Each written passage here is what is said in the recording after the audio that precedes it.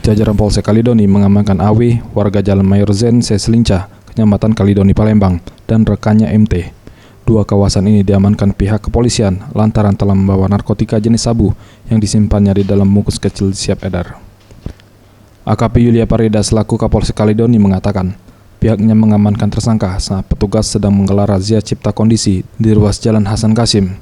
Melihat gelagat yang mencurigakan dari tersangka, petugas lalu menggeledah dan ditemukan satu paket sabu seberat 0,35 gram dan 10 kantong plastik bening serta sebilah pisau. Akibat perbuatannya, kedua tersangka terjerat pasal 114 Junto pasal 112 Junto pasal 13 Undang-Undang Nomor 35 Tahun 2009 tentang narkotika.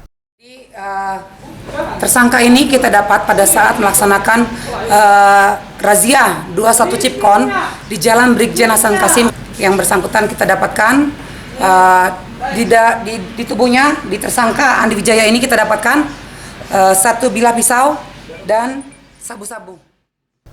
Tim Liputan Sriwijaya TV.